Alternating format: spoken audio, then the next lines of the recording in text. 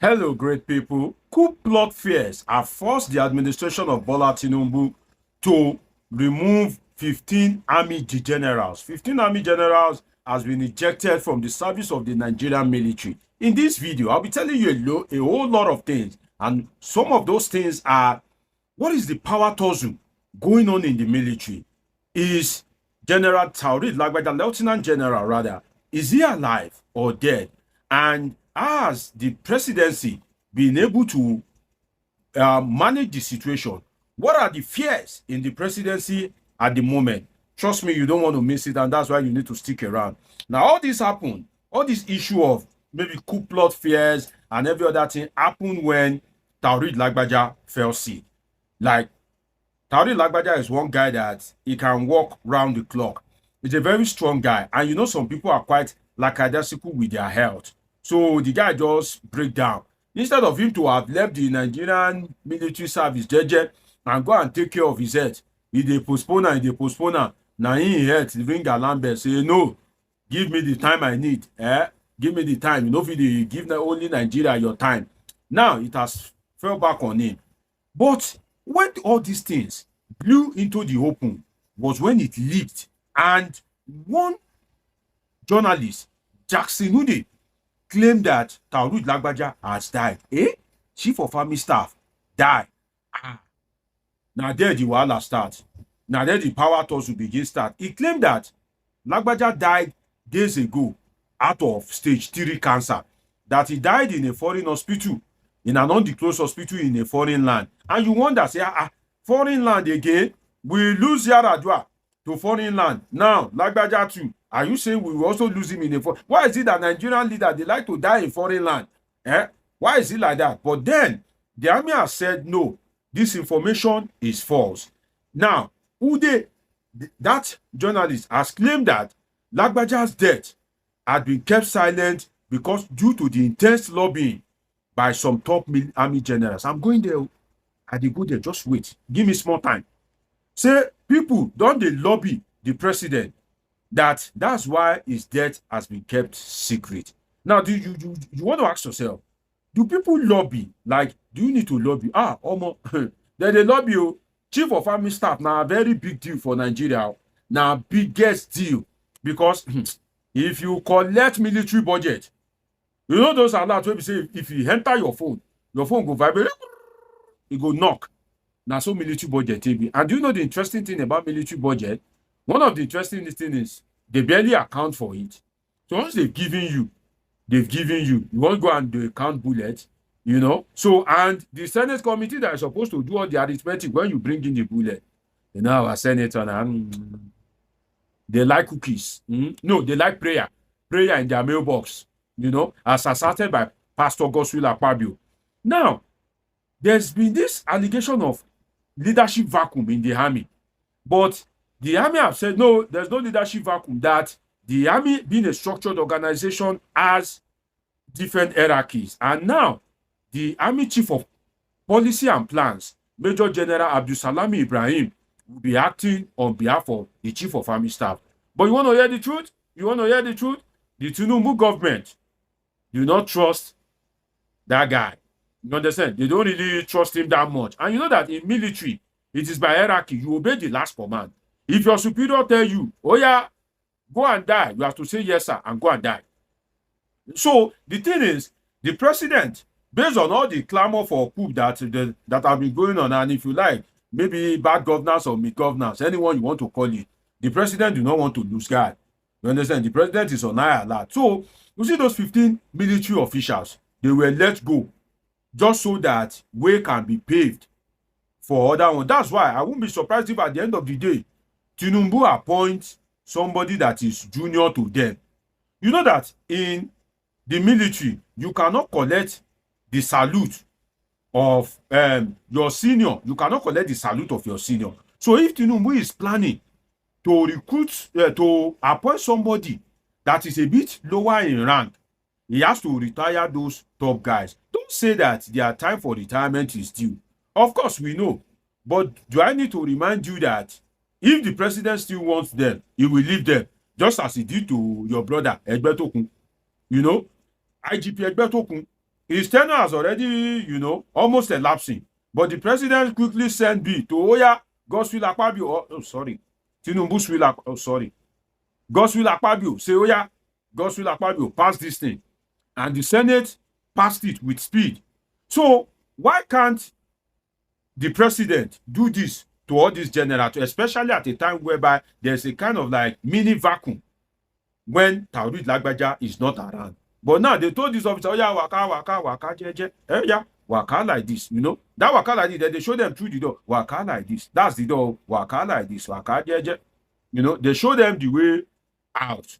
So that is why this thing is causing some mixed feelings in the military. And that's why you don't change the law to favor one person. No, you don't change it, because at the end of the day, it will bring mixed feelings in other institutions, because those people will be expecting that maybe you can also change the law for them. So people have been repeatedly calling for a coup due to hardship. Instances, the end bad governance protest, but the Tinubu government cannot risk it. He knows that, Nigerians are not smiling. A situation whereby military will be going in the north and they will stop their motto and people will be saying, take over government, we want you back in power. You ask yourself, these people that are calling for military, do they know the kind of things that happened during the Abacha time? Do they know what Babangida used the eyes of Nigerians to see? Even Buhari, But people are calling for military coup. And the president is jittery that, this military coup come, begin look at them. Who be the people will be say, is either you post them or, you transfer them or you retire them. Those kind of a thing. If they post you away from Abuja, if they post you from Lagos, if they post you go maybe Maiduguri or Taraba, how you want to plan coup? Say if you want plan coup, you got to some strategic state, River State, maybe Akwa Ibom, Kano, Lagos, where Ogun, because he share border with Lagos. So there are some key states that you have to capture. When you are able to capture it with your boys, then other states, they don't get choice. They go just align. So those guys will be say the Tinubu don't see, since Lagbaja is not around, and say Lagbaja na in guy. This Lagbaja is not around. If you go put person where we no trust there, that's why I'm suspecting that if worse come to worse, the president will either tell this Major General Abdulsalam Ibrahim to be reporting to him every day, or he will be forced to remove this Ibrahim and appoint a new chief of army staff. So if you can compensate, Lagbaja say, Lagbaja, my boy, I love you, but then, I love my power more. But then, this is the test of friendship. But trust me, the Tinubu government doesn't joke with power. And they will either ease Lagbaja out and make sure that the government is protected than for them to lose guard, then anything will now happen. So 15 generals, 11 major generals, 4 brigadier generals were removed. And you know where these guys were removed from? The artillery corps. Artillery corps are those that are in charge of the weapon, all these strong weapons. They are the one that manage the delivery of weapons to those that are in the battlefront. So those people where they in charge of weapons, they get power well, because imagine the kind of weapon in the arsenal of the military. So if those guys, if they go and babody, if they go and misbehave, it means say it don't finish with that. So they have to ease them off. They may say that, some of them, they are what retirement age, but we know the truth that on a good day, on a normal day, they are not in the right clique. Because if they are in the right clique, trust me, they go extend their tenure, especially when the main man, Lagbaja, is not around. Now, let me now tell you what has been going on. There have been different recommendations back and forth from president and influential people. Do you know that in Nigeria, there are some positions that, in fact, it is not only juicy, it is creamy. There are some juicy, creamy positions. And the position of Chief of Army Staff is one of them. Because why? You have the superior force power in the country. You know that military sees other agencies as inferior. The military, they believe, they are the god on there. They see that they do gra, they do, So the military sees itself as the superior power in all the four, whether police, whether DSS, the military sees itself as number one. So imagine say now your guy come be chief of army staff.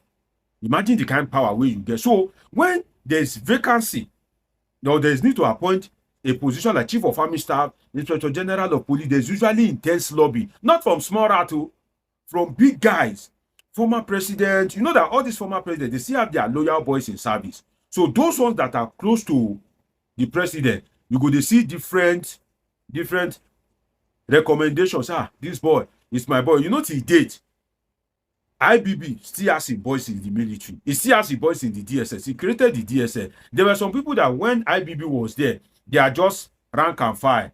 You know, they never get any rank at all. Those guys now, maybe they've moved up a bit.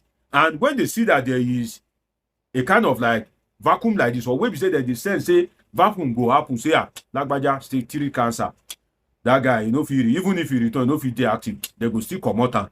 So they will go and meet their godfathers, the IBBs, the Obasanjos, the Jonathan, you know, these guys, the Buharis, they go and meet them that, Baba, I get interest, especially if you get rank where they will now start recommending. So the president will be receiving different recommendations to the extent that the president said go crazy. You know who to appoint. You go just to say who I want to appoint. But if we appoint somebody that he trusts, if the president now likes you as a former president or something, and he decides that your recommendation is strong, if you are somebody that he sees as an important person, he may now get back to you and say, sorry, I wasn't able to appoint this thing for so reason.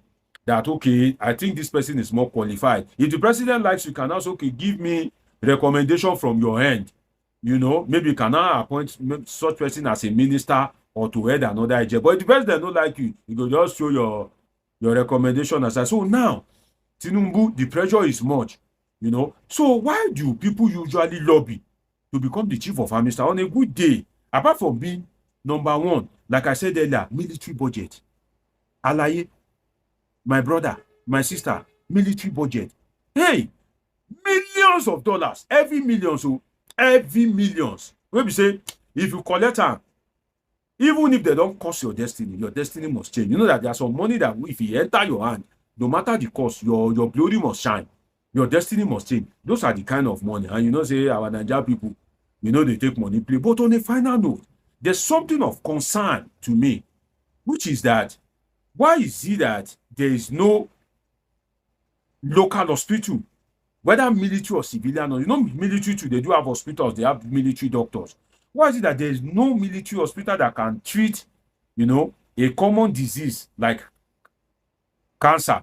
You can say cancer is not as common as malaria, but the truth, if you go to hospital, thank God for your life, thank God for my life, you understand? And we wish Lagbaja speedy recovery if he's still alive, you understand? We don't wish people death where I come from. But the truth is, why is there no military hospital? Why is it that the president has to go on medical tourism? The chief of army staff has to go on medical tourism. At the end of the day, now money where we supposed to use to do good things. Now they go to all these foreign hospitals. So how we, one person, go and spend millions, whereby millions of dollars or thousands of dollars, whereby the citizens, majority of us, there is even no Panadol, there's no paracetamol. So I think the presidency should try and build one functional hospital. Build one, even if it will be expensive. I know that the hospital that you will build that can treat somebody like chief of army staff, I know that kind of hospital, I can't afford it. Maybe you that you are watching me, you can't, sorry, you can afford it. My polythinkers are very great people. They are great guys. Or maybe you can afford it. But then, we need to look at it, that even build it, even if the poor can afford it, build it. At least the universities that have been built by churches, the poor cannot afford it, but they still build it. You know, build something so that we can have something that we can rely on at a time like this. Because if there's any lesson COVID has taught us, see the way Abba Kyari died. So what if there's another COVID now? Is that how Lagbaja would have? Is it not a shame that the capital of the black race does not have a functional hospital? Before you know it now, Oga Tinubu, you don't go back again on medical tourism. It's been an interesting time with you on this episode of Politics with Dr. Omoshola Deji. Of course, Dr. Deji is a political scientist and a public affairs analyst. I call myself your sure plug on the analysis of politics and happenings in the polity. Do what to subscribe, do what to turn on your notification button Do well to like this video. Till I see you again. Of course, I've got great videos coming up for you. I love you all. Sincerely.